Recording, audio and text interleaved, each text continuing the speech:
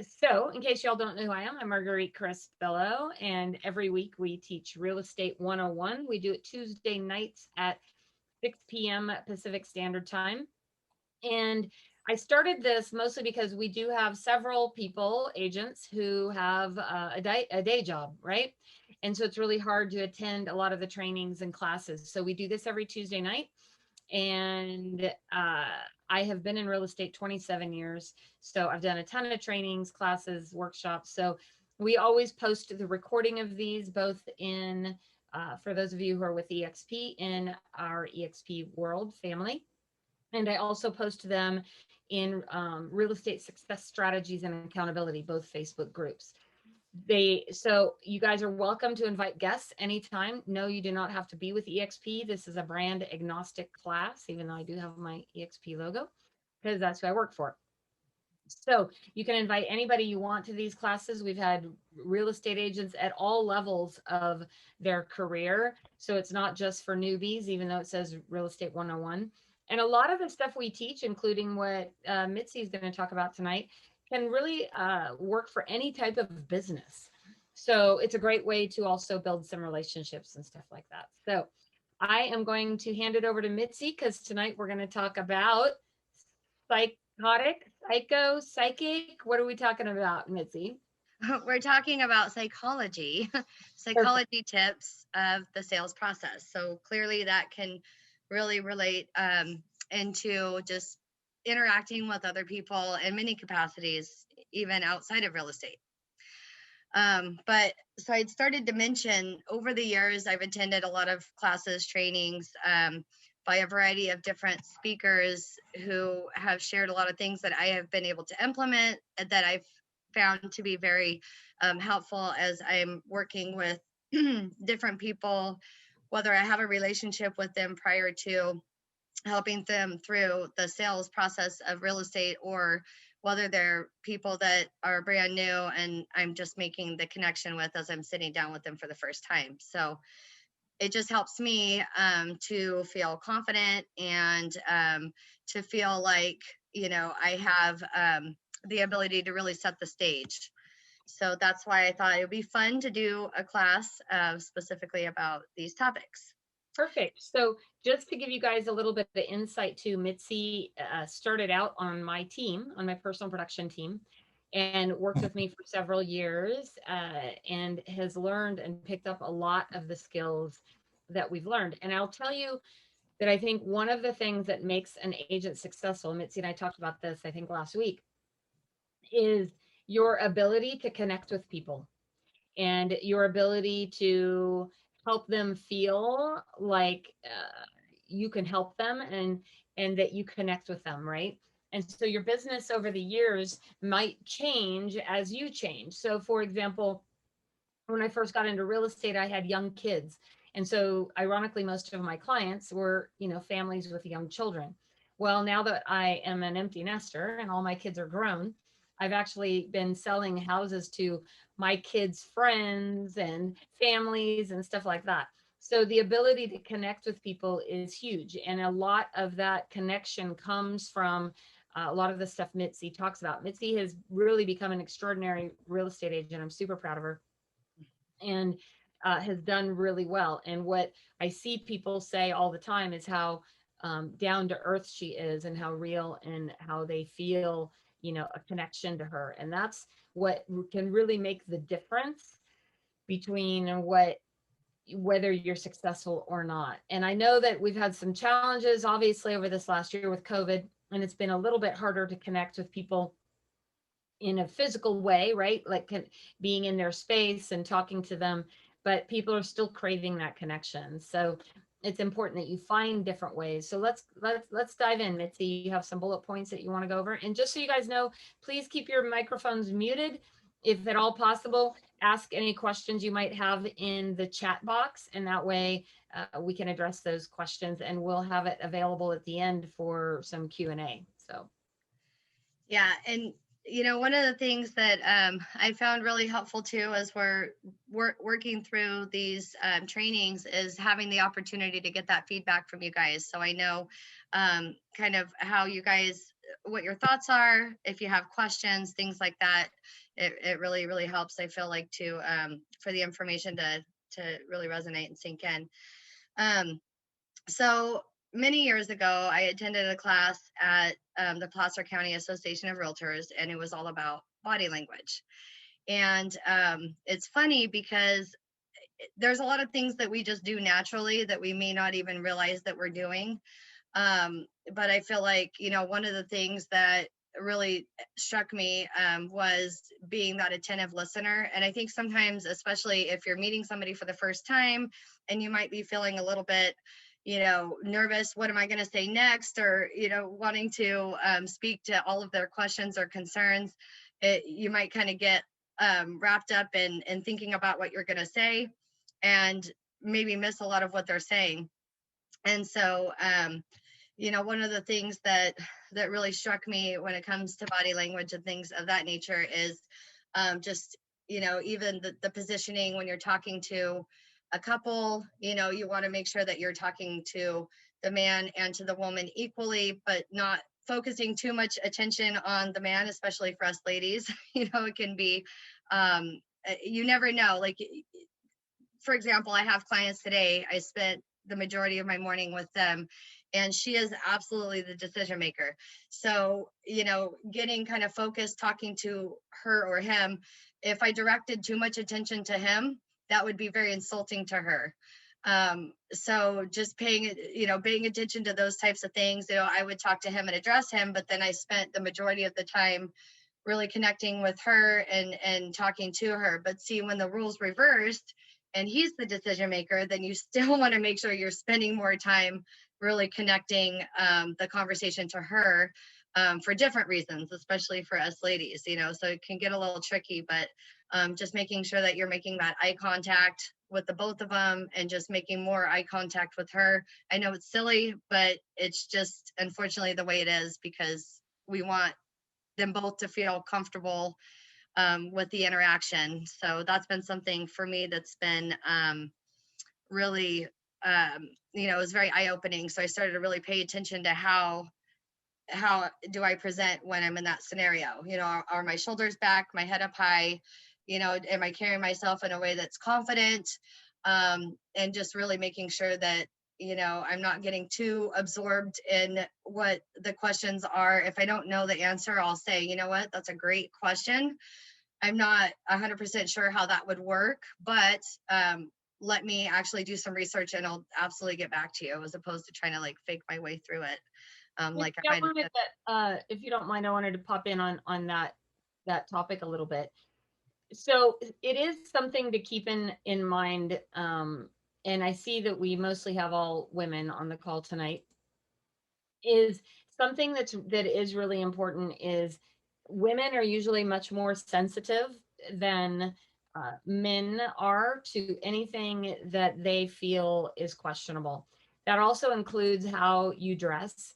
It is sad that, some of the things that we have to be concerned about are that, but you do always want to keep in mind how you are dressed and to be dressing in a professional way whenever you are meeting with a client. Because I can promise you, and many of you might feel the same way, if some smoking hot real estate agent comes in to meet with me and my husband, and she's paying even a tiny, tiny bit more attention to my husband, I'm not a jealous type at all, but I am not going to be comfortable with that situation. So think about how you would feel in the same thing. And it is a challenge. And, I've made the commentary, and some of you might take this wrong, but sometimes we have to dumb down pretty a little bit. I don't mean be dumb or not intelligent, but you have to like tone it down because people can be sensitive to it. So if you guys have any questions about that, we can expand more. But if you're you all are attractive people, human beings, and it can come across questionable. So you just got to be careful. Yeah, and one of the things that I'll do too is, as I'm talking to the couple and I'm connecting with the both of them, I will bring my husband up quite a bit. So, so maybe there'll be some sort of connection. There's maybe something that one of them does that's along the same lines, and I'll say, well, no, I totally get that life. My husband's also in the trades. So, and I often wish that he could be home more, but gosh, we miss him, but I'm so glad that we get this time and things like that. So I'll look for opportunities to just talk about, hey, I'm married and I'm happy, just just to put it out there, and then everybody feels comfortable. So,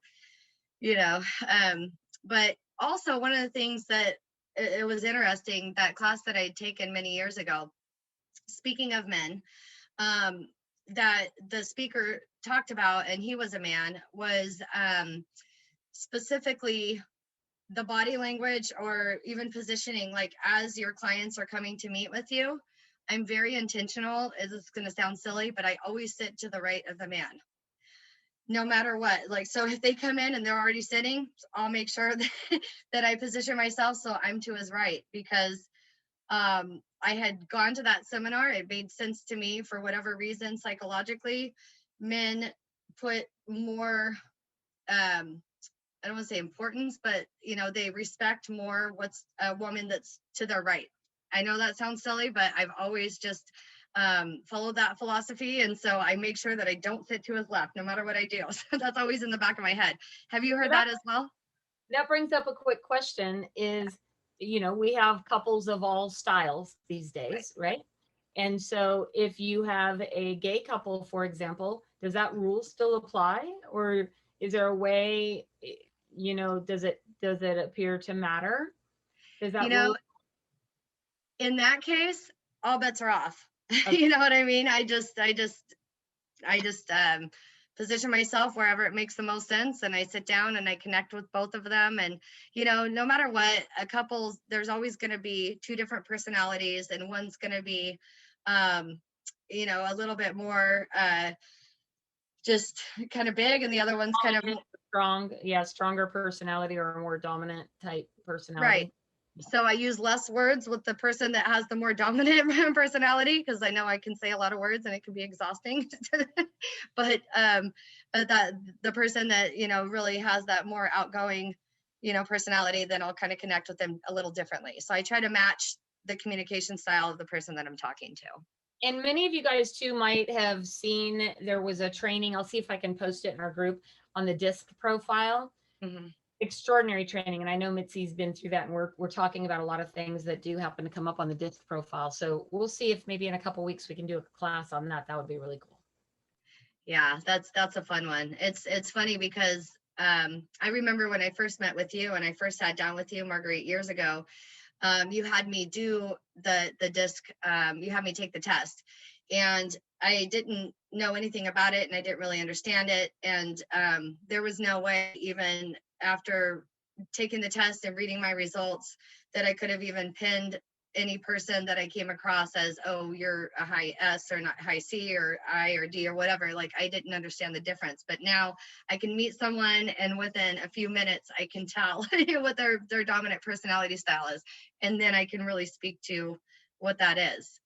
So I mean, just it's definitely important, because like for me, I'm what's called a high D personality, right? I'm very strong. I'm very, confident. I'm get to the bottom line. Like, give me the Reader's Digest version of stuff, right? Direct. So many times. And Mitzi is different. She's more of what they call a high I. She's more of a social butterfly, influencer, definitely life of the party, that kind of person. So I have those skills. Everybody has a little bit of each of those, of the attributes, but you definitely have ones that are more dominant than others. And I've seen even my personality change a little bit over the years to become much more high D than I used to be. Well, and it's funny, and I know that our training today isn't super focused on that, but just to talk about that just for a moment, if you guys haven't done the DISC personality test, it's definitely worth doing. You can find free versions. It's Tony Robbins. But in any case, you'll see what the different personality styles are. So again, like Marguerite, she's a high D. So I figured out early on in communicating with her, I text her in the morning, hey, Marguerite, how's your day going? Birds are chirping, the sun's out, it's such a beautiful day. She's like, what do you need? Like, I use too many words for a D. So now I know, like, even when I communicate with my husband, he's like, oh my gosh, need a minute before you say any more words, um, um, yeah, Google disc personality or disc profile. But then somebody like my daughter Tia is a high C, so she's very much like conscientious, careful. She's totally a rule follower. She didn't take her first drink of alcohol until she was 21 because that's what the rules say to do. So when I communicate with somebody like that, I'm not going to talk about operating in the gray or, hey, well, we could do this, but this is a little bit, how we should structure it this way. Like, she doesn't want to hear that. She wants me to talk about how we're going to work within the confines of what it is that the rules say, and then S would be systems or structure. So for example, my assistant is systems and structure. I've figured out with her, I need to give her just a couple things at a time, because if I say all of the thoughts that are in my head at the same time, she's going to get overwhelmed and she's never going to complete anything because she's going to be trying to keep up with these different thoughts, So I give her a couple tasks, come back. And the value of knowing your personality style too definitely helps in communicating with people, right? In learning that, you learn how to communicate better with people. Like Mitzi has learned that with me, it's not necessarily the best thing to spend 15 minutes explaining something because she lost me the first 30 seconds, right? Yeah. But I know in the reverse that I have to slow down sometimes and make sure that I explain things in more detail, or I have to be more social, I guess is the word, like I'm a hugger, but Mitzi's absolutely a hugger, right? Like she wants, she wants I have to remember to say, great job, you're doing awesome, I'm super proud of you. I don't always remember to do that because I don't have that same style. Does that make sense? Right. Yeah. Yeah, no, definitely. And it's hugely helpful, so that's why I think it's, awesome. Again, not to go down that buddy hole, because we literally could talk about that for an hour or more, but just to touch on that, because it is very important. And the more that you can have your kids take the disc. There's like a disc for kids, start to have people that you already know, that you understand them, have them take it, and then you'll start to see, how these personalities show up. So I wanted to talk about that. So we talked about body language, things like that. Like if you've got somebody that is a toucher, there's those people that, they'll, as you're talking to them, they'll like touch your arm or whatever. They're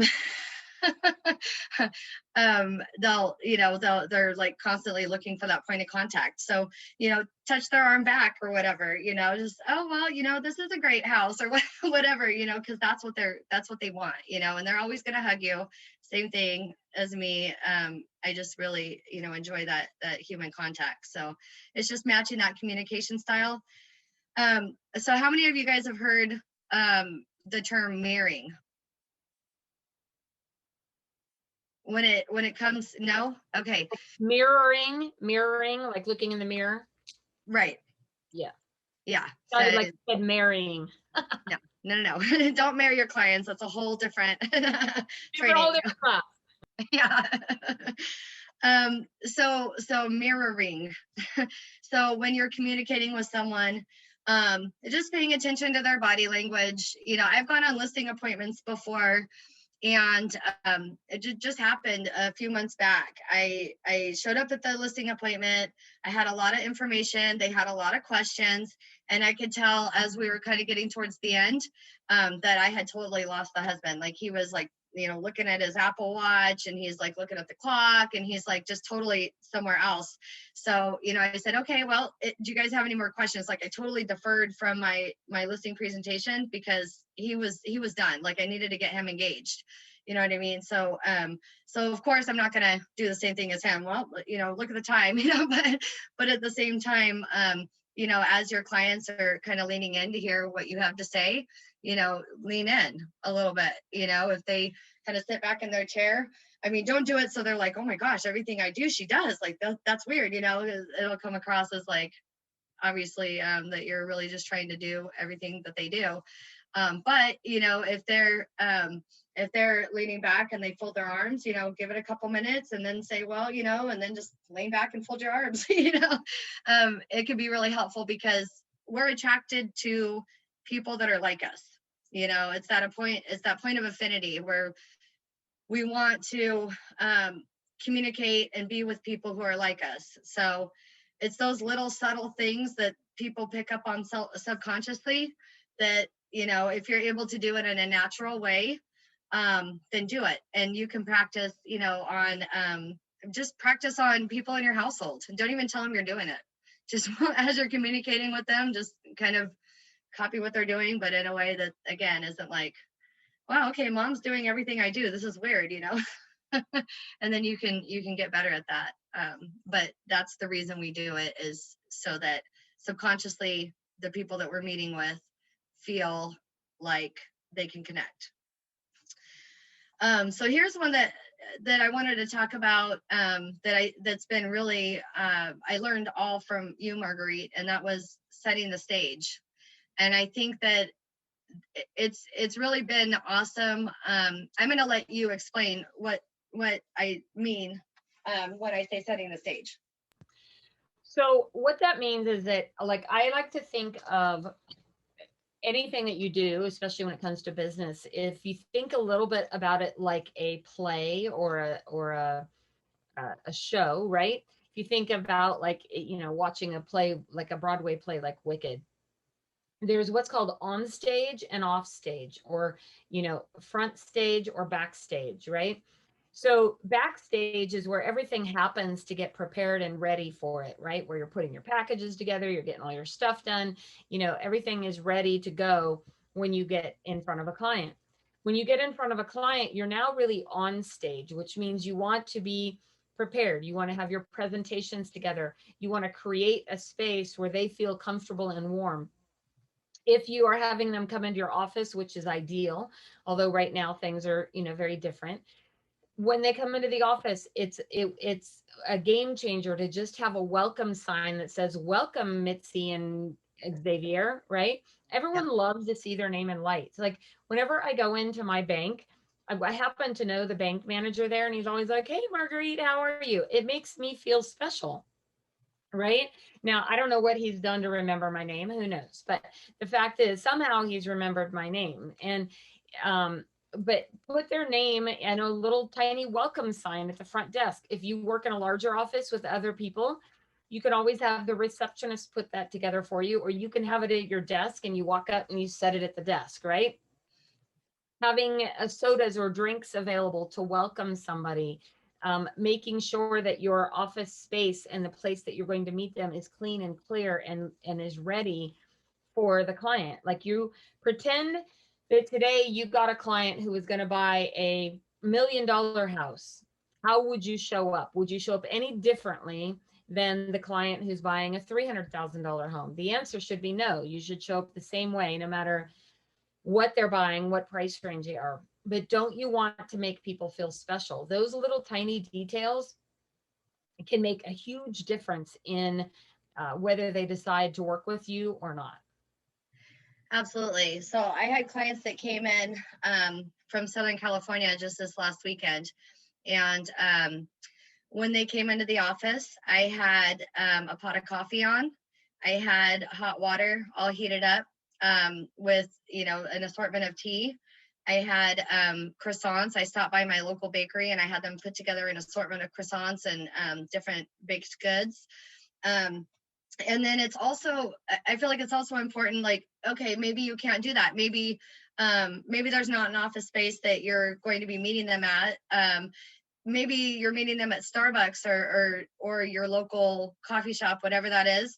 Get their drink order ahead of time, like have their drink ready for them. So they walk in and they're coming into your setting, as opposed to you coming in running and they're there and you're like, dang, I'm sorry I'm late, oh gosh, can I get you something to drink? They're like, oh, we have our drinks. It totally changes the whole vibe and the whole way that it all feels. If at all possible, what if you're meeting them at their home? You know what? I will actually, Obviously you don't want to make it feel awkward if you're meeting them for the very first time. I don't necessarily call ahead and say, can I bring breakfast? And they might be like, okay, you're here for a listing appointment. Like that might be a little awkward, right? But I might say something like, okay, Saturday at 10 is great. Every Saturday morning I stop by Starbucks and I would love to bring you guys a drink. What is your drink? So you can do that. But even if you're meeting them at their home, having your folder that has all of the information in there that you're going to present, and then having a secondary folder that has their name, and you've got on a label, you've got their, what I call a client advocate folder, and I learned that from Marguerite. I've got that prepared as well. So they know, hey, you're important to me. I've got your client advocate folder. I've got some paperwork for you to fill out so I can get to know you better and know more about what's important to you. And it's going to go right here and I'm going to keep it. So I just met with a client that I literally haven't met with in a year. They opted a year ago to rent as opposed to buying a house at that point. And when they came to meet with me at my office, it was super cool because I pulled out their client advocate folder and I was able to say, okay, so the last time we met, you guys were looking in the Placerville area. Is that still what, where you would like to find your new home? And they're like, oh no, everything's changed. We're looking in Carmichael. This is what we want. Our pre-approval amount's gone up, all this. And I'm able to say, oh, okay, well, great. I see last time, do you still have the 2 dogs that we're trying to get a yard big enough to accommodate the dogs? And what else has changed? And how's your mom doing? Because I was able to make notes, keep notes in their client advocate folder. And then, they're like, wow, we haven't even met in a whole year, and you remembered I'm a seamstress and you remembered, that this is what I do and all these things. So it really helps. Like I'm so glad that I learned that from you, Marguerite, because I think about, like, when you go into a professional's office, be it a dentist, a doctor, a lawyer, doesn't matter. You don't just go right in and say, hey, I want to see Dr. Smith. And they're like, oh, it's the second door on the left, go knock and go right in. Like, no, there's a process. You go, if you're 15 minutes late, they're going to reschedule you, first of all. So, because they're the professional and their time is important. So those boundaries are set on the front end. But additionally, you go in and they give you a clipboard and a pen and they say, here, fill this out. And they want to know all about you and get all that information on the front end. And then, that goes in your file. And then the doctor comes to see you and the whole stage is set from the front end. And then they really do set themselves as the professional. It's not like they're coming in and saying, okay, well, what is it that you want? And you're like, okay, well, I'm here to see you because my elbow hurts. Or, well, what do you think's going on? No, they set the tone and they tell you exactly what happens next. And I feel like that's something too, when you're presenting that way, you're able to say, okay, so you met with me and this is what you want. Great. Have you talked to a lender? No. Okay, perfect. The next step is going to be, I'm going to have a lender contact you. So now they hear, okay, Mitzi is the professional, Claudia is the professional, whoever. You're the professional and you're telling me what happens next. You're creating that space not only for them to feel like you're organized, they're important, but in addition, that you're going to lead them to what happens next. So that's actually a really good, a good point to bring up a little bit. Is I can't tell you how many times I've heard agents get upset or frustrated because the family or friend decided not to use them. Mm-hmm. And a big reason for this is because they do not feel like you are the professional, right? I see agents show up, in their sweats and flip-flops and, hey, and they're not explaining the process and not going through the details to people. And that is one of the biggest reasons. I can't tell you how many times I've had a client, a family or friend member of somebody that I know, come to me because they did not want to go to their family or friend because they did not feel like their family or friend was professional and was going to keep their information confidential. So keep that in mind and think very, very clearly about what you post on social media. Yep. Don't be talking about, oh my gosh, I had the worst client today who did this and this and that, because guess what? They're going to think that you're going to talk about them that way and their family or friends. Yeah, and I'm glad you mentioned that, because I feel like additionally, we just need to be careful as to how we show up, on social media and in social settings anyway, because it could be something as little as you're complaining about your spouse or your kids, or whatever it is, and you're just putting out this negativity, and then what you're going to attract is other uh is people that have negativity to share. So anyway, you don't even want to go there, regardless. But yeah, this also applies at family and social events 100%. Like, you've got to be careful about how you show up, in all arenas, because in some ways, do we always got to be on? Yeah, we always got to be on. That's just the way it is. So when you're a professional, I feel like that's something that you should take seriously, or else don't expect to be doing business within the circle that you're out there showing your ass, for lack of better terms. You know what I mean? So so that's very good point, very good point. So another thing that I wanted to cover, in regards to just setting that stage, helping people to feel important, is looking for ways to help people to feel special within the sales process. Like, whether you're helping them buy a house or sell a house, or it could be even after the fact or before the fact, doesn't really matter. If you notice that there's a life event that's happened, on whether it's social media, or maybe you've heard that uh, your buyer's mother passed away, or whatever it is that that person is dealing with, just having the heart and the empathy to reach out and say, hey, I'm here. And it's not that you're doing that even to be salesy or anything like that, but it's really making those true human connections with other people, and just caring about what they care about. If I'm meeting with a client and they have kids, I never don't talk to their kids. I don't care if they come in and they're engaged and I'm talking to them and they stick a tablet in front of their kid, and the kid's just like there and quiet. I will always make it a point to go and connect with the kids, and hey, what do you think about this? And here's I always give them something. I have like these coloring books that I got for super cheap, and it's my new home. That's what it says. It's my new home. And there's a bunch of different houses in the coloring book, and they can just color, and they take it with them and all that, and it's just something fun, because obviously what's important to that person, it should be important to us too. Maybe they don't have kids, maybe they're dog people. If their dogs are their kids, I don't care if they throw them a party and you think it's silly, it doesn't matter. You know what I mean? Like, when you go to close, you shouldn't just house them for them. Get a bone for their dog or whatever it is, to let them know that you heard them, you paid attention to what they shared with you, and that you care about what they care about. So verbiage to use and avoid. I wanted to talk about this because I feel like all too often there's ways that we can say things that empower people versus ways that we can say things that minimize people. For example, when I'm talking to a new client, I don't say, well, how much of a house can you afford? Or, what's your budget? I never use that word. I say, what are you looking to spend?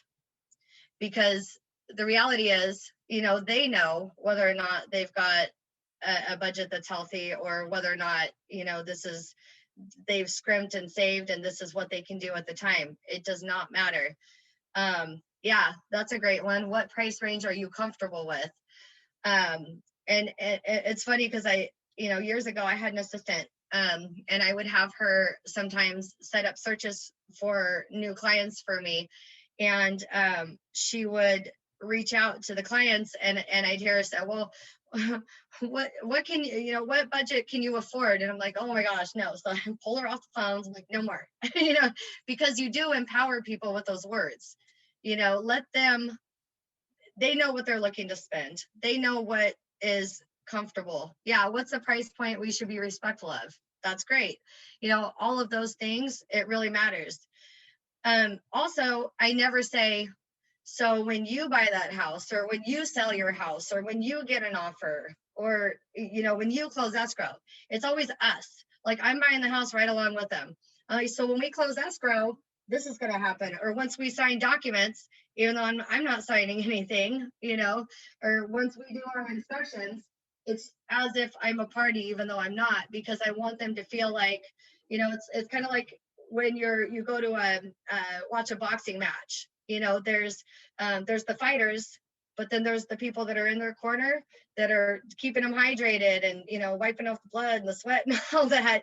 They're right there fighting the fight right along with them. I want them to know I'm their coach in the corner, keeping it moving and taking great care of them. So it's us. Everything is us, we, and all of that the entire time. And I think they're really receptive to that, and it makes them feel really comfortable, throughout the process. So that would be what I'd say on that. Is there? So yeah, something to keep in mind is that, so I'm the type of person who asks a lot of questions, and some people aren't always comfortable with that, but I'll ask questions until they basically tell me they don't want to answer, right? If you keep in mind, the number one reason people don't buy a home is because they don't think they can, and they're embarrassed and uncomfortable.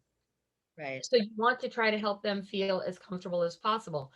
So what are some language that you can use? For example, how do you have an idea of what price range you're comfortable with, right? Or even better than a price range, because people don't connect to a price range, they connect to a payment. So I'll tell you a story. When I was like 22 or 23, I wanted to buy a car, but I didn't think I could ever afford to buy a new or newer car. I had a beat up old Datsun B210 that the only thing worth anything was a battery in it, right? That I just had to buy a new battery.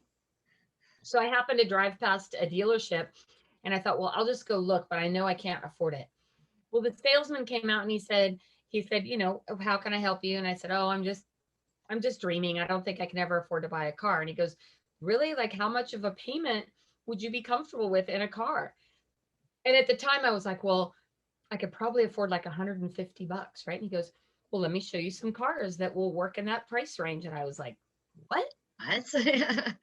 It's the same thing with houses, right? Like somebody might be paying $2,500 a month in rent right now. And you're like, you could potentially afford to buy a home. Why don't we have our lender just talk to you and see what your options are? And even if you're not ready now, we can make a plan to get you there, right? And another thing is that people are always freaked out about their credit. I'll say, have you had any credit challenges in the last year? And I'll preface it really quickly by saying, just so you know, everybody I know has probably had a late at some point at a Sears or a Target or something like that. I mean, I know I have. And so it might be something that your credit is not nearly what you think it is. And it could be way better. If not, we can make a plan to get you there, right? So those are some great phrases and words you can use to help people see what's possible. I love that word, options. I mean, that's really powerful. That's very empowering. That's really resonated with me. I was ready to buy a house. I was ready to buy a car. Perfect.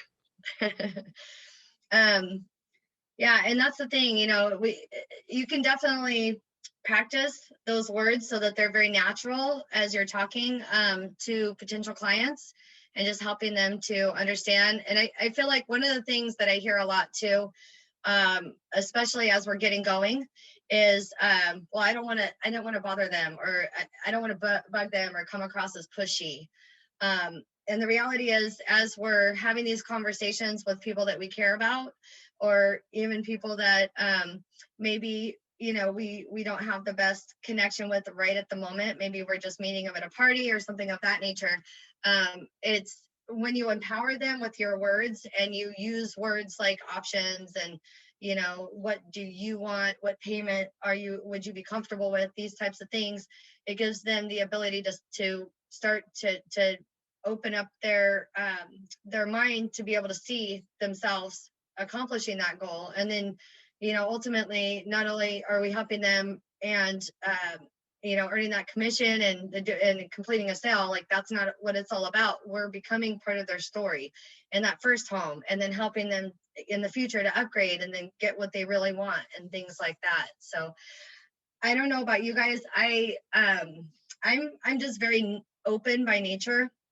And so I feel like as my clients start to kind of have concerns and doubts, and as they share them with me, I may share a story about my own life that helps them to, connect the dots and feel like things are possible. So again, just knowing your audience and then sharing what will help the situation or the conversation, and still keeping the conversation completely about them, but helping them to understand that, we all didn't start where they see us. We're all humans, and we've all been there. So it's funny. I actually was talking to a client. I remember it was a few months back, and they said something like, well, we can't all come from a situation where we have all this money and all this and that. And I'm like, well, who are you talking about? Because it's really hard for people to see that we've all had our own journeys to experience. And that was my only point to that. So I also put down in my notes that I wanted to talk about writing an effective thank you card.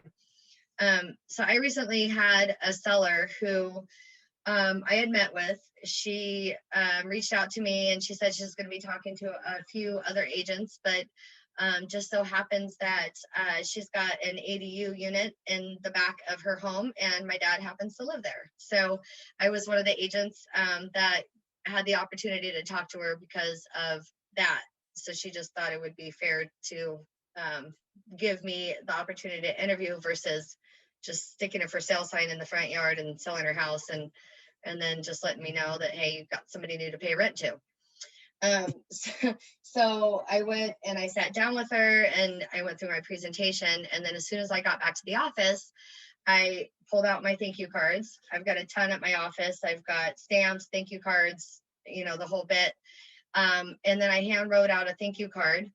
And I got that in the mail to her. And as soon as she got that thank you card, she called me and she said, you got the listing. And thank you for sending me this thank you card. That really meant a lot. And within the thank you card, I used the blue pen. And so I don't know if anyone's heard that. I know you have, Kim, you have, Jen, because we talk about that. But again, I'd heard in a seminar somewhere along the years, that pen, when people receive handwritten cards from you, specifically in blue pen, it makes it feel more personal. And for some reason, our brains connect like a black pen with like typing or print versus handwritten and actually personalized to that person. So within my thank you card, I was able to say, thank you so much for allowing me to come see your home. It was great to see you. It was great to see your son, Sawyer, and just have that opportunity to earn your business. I'm beyond grateful no matter what direction you go. Thank you so much for your time. And then I just put in a $5 Starbucks card and mailed it off. And then she called and said, please sell my house. But I mentioned that because, anyone that's ever worked with me, I'm a stickler for having those blue pens around the office for that very reason, so that when people get that personalized mail from you, they can feel like you took the time, you sat down, you put some thought into what you're saying, you repeated back something within the card that you learned about them while you were there, or, even if it was something that, previously, it doesn't really matter. It's just more making sure that card is personalized and she knows that, or whoever it is that's receiving it knows that you took the time to do that. So the reason for the blue ink, just so you guys know, is because it does not appear that it was actually printed or a commercially generated item, right? So if you've ever gotten a card from Southwest, like I get a birthday card every year from Southwest Airlines, and obviously it's not signed by anybody, right? But sometimes they'll put names in there, and you know that it was, computer generated. So that's the reason for blue ink. Yeah, and I feel like it almost has the opposite effect, if you will, when you're getting that printed card, or that printed letter, or whatever it is. And I'm not saying that, if you're mailing to your database, that you should handwrite 1,000 letters, or however many people in your database. That's not what I'm saying at all. But even taking the time to personally sign everyone, or just, it's those little things is what I'm trying to say. It's the little things. So I want to circle back to really quick to the ultimate scenario. So do you want to tell everyone what that is, Marguerite? Absolutely. So ultimate scenario is a 3-page document that I created years and years ago. And it is actually already available inside of both of our Facebook groups. You can go to files and you can find it. And it covers 3 things. Number 1, who they are, and tell me a little bit about them personally. So it asks like their favorite restaurant, their birthdays, things like that, so that I can do something special for them. The second page is all about their real estate transaction. Do they have a house to sell? What kind of house do they want to buy? Are they pre-approved? All of those details. But the third page is my favorite, and is, what is your dream home, right? If money were no object and you could go buy any home you want, what would that home look like? And the best part about that is I've literally had people come back to me years later and we're buying their dream home. So it's pretty cool. So that is really the ultimate scenario. And you want them to take that time to fill it out. Whenever I have appointments, I send it out ahead of time with an appointment confirmation. It's part of my process. And so then when I get there, hopefully they have filled it out, but I always have a blank one just in case they haven't. And then I'll fill it out so that I can write down special days, might be their relationship anniversary date, or their birthday, or their kids' birthdays, or, I mean, you want to really impress somebody, send their kid's birthday card. Right. Makes a big difference. Yeah, and so I've taken the ultimate scenario, and we have one within our buyer presentation as well as within our seller presentation, and they're just tweaked a little differently because obviously your role is different, and so the concerns are going to be a little bit different. But I've tweaked Marguerite's just a little bit. So I've also included, do you drink alcohol, and if so, what kind? Because I don't want to show up at my client's closing and they've been clean and sober for the last 10 years and I'm showing up with a bottle of wine. You know what I mean? Or if they're whiskey drinkers, I don't want to show up with wine, or whatever. So you can really liken that to whatever. But or maybe within their real estate transaction, you're just right in the thick of it. Everyone's mad, buyer's mad, seller's mad. Why are we doing this? I want to cancel. Screw it. I'll just live in my apartment forever. And even being able to show up at their doorstep and knock on the door and have their favorite bottle of wine and say, hey, let's just chill. Let's just take a minute. Let's just, have a glass, and I'll be out of here. But I just, and then letting them have your shoulder to cry on for that 20 minutes. And it makes all the difference. So I was really glad, again, just having that opportunity. I've actually, what I've started to do, Marguerite, is if, unless that buyer comes in and they're pre-approved with a lender that I don't know or I haven't worked with, or that I wouldn't work with again because, they're not good, but you can't say that to your client. You got to let it play out. I actually scan the ultimate scenario to the lender now. So not only do I have all the information, but so does the lender, because I want to tag team it so that, the lender is helping me. So like one of my lenders and I just had a client that had a baby, and it's her second baby. She's a hairdresser. So she's had 2 babies in 3 years. And of course, COVID and all that, it's been a rough go with hairdressers and all of that. And so she was able to get, a onesie from the lender. And then she got flowers and a little teddy bear for her little boy for me, and we just made it from both of us. So she just got loved on all at the same time. So she's just like, just over the moon. She's like, oh my God, Mitzi, I can't believe, like, thank you guys so much. Because that's the thing is that, while we're all doing these things to make our clients feel special, we should also be partnering with others that are doing the same things. So, it's just hugely helpful. To have that information, and then you have that forever. It could be 5 years from now and that person is just on your mind, and they've mentioned that they like, I had clients that she ended up being a whale, sending me like 20 different referrals, and she had mentioned that their family really likes to go to the races. So now I'm like, okay, what can I get, or what can I send that is personalized to the races, send like a little kit, and and you've got, bug spray, and you've got the little horn, and all this, and have fun at the races. And it's just those little things that make so much difference. Yeah, those little things really differentiate you from other real estate agents out there, and is why, for me, I've been 27 years in real estate, and I have clients coming back to me over and over and over again, and referring people. I'm literally in contract with 2 clients right now. One gal, Sue Lee, that I sold her house in 1998.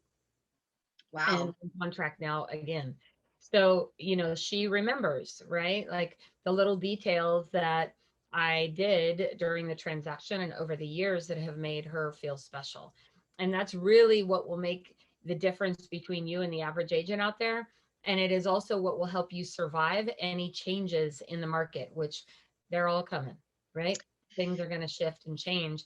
And about half the agents that are out there right now won't make it through the next shift. So that's what's going to help you make the difference and survive any market. So Marguerite, while we're on that, I know as everyone was hopping on, I started to ask that, and I would love to do a red robin before we wrap up. And I really would love to hear from Stacy too, because Stacy's a lender, and I'd love to hear what she sees on her end. But I'll just really briefly, before I turn it over, what I've noticed as far as the way that I've seen the market kind of shift already is it's subtle.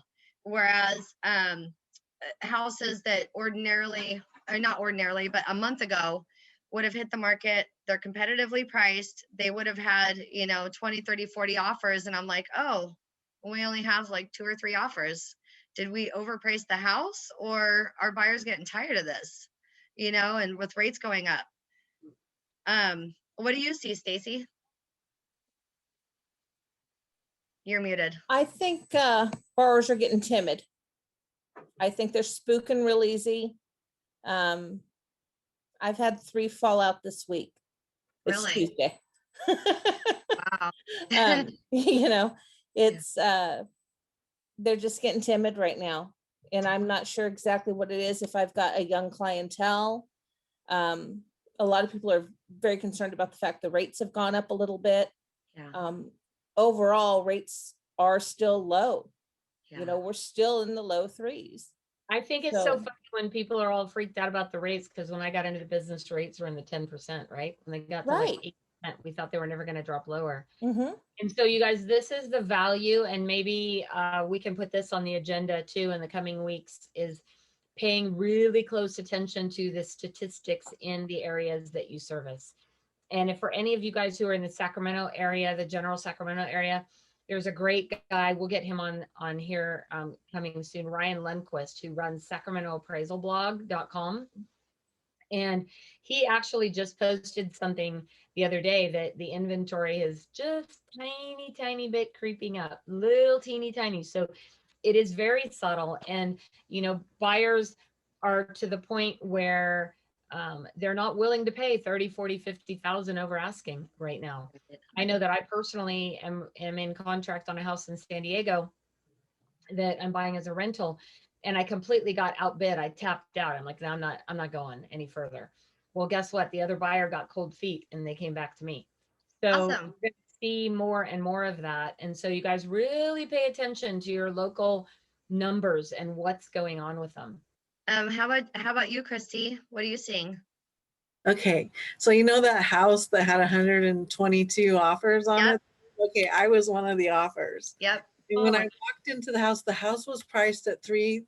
And Yeah. as soon as I walked in the door, I was like, this house is a $450,000 house. That's what I said. Yep. Exactly. And I told my client, I was like, this house is set for a bidding war. Yep. And yeah, I've seen all the conversations. I actually posted something about that it was one of the houses I wrote an offer on. And then I wrote the price, and then I thought, maybe I'm not supposed to write that. So I took that part out because I'm like, how we can talk, in the public about things. But that was one that I felt like she kind of made more work for herself than she needed to, because she would have still gotten a good offer for her client. And she didn't answer any texts and no emails and no contact whatsoever. She basically said that in the comments that she wasn't talking. And had she talked to people, like even a short conversation, she could have said, I've already got like 50 offers.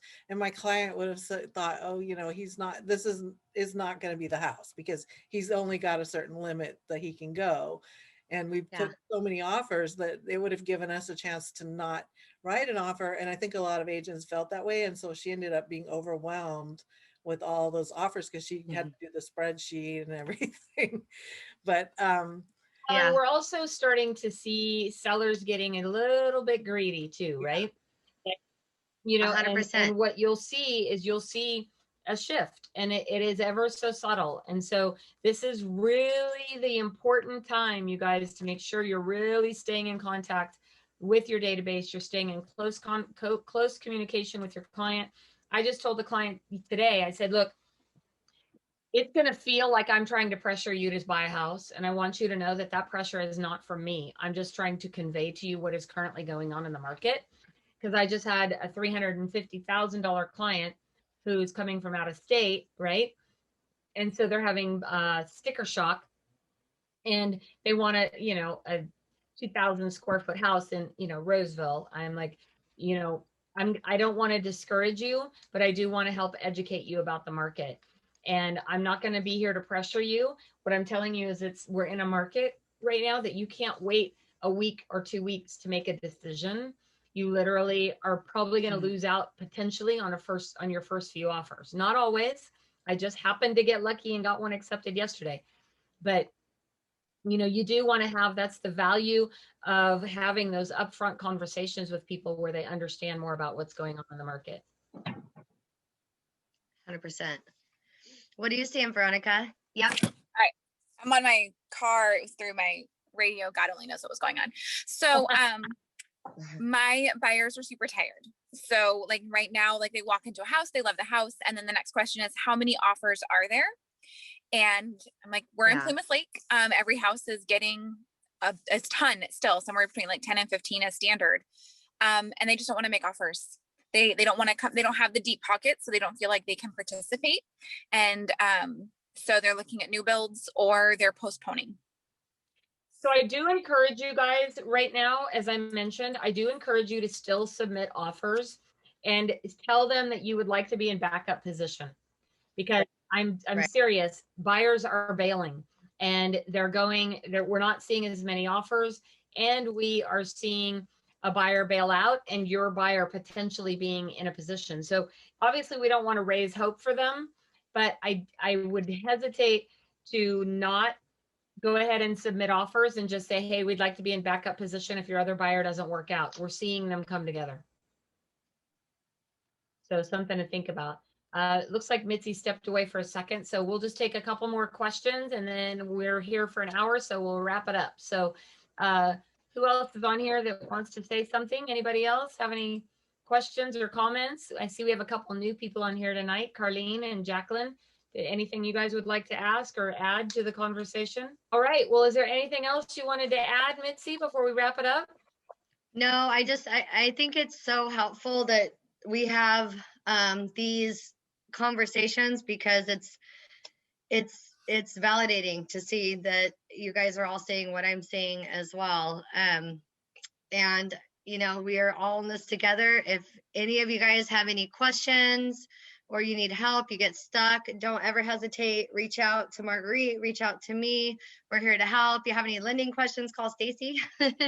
And, you know, we're all here to just work together, navigate this crazy market, and we're all going to come out on the other side just fine, just being united and being educated. So thank you guys for making time for this tonight.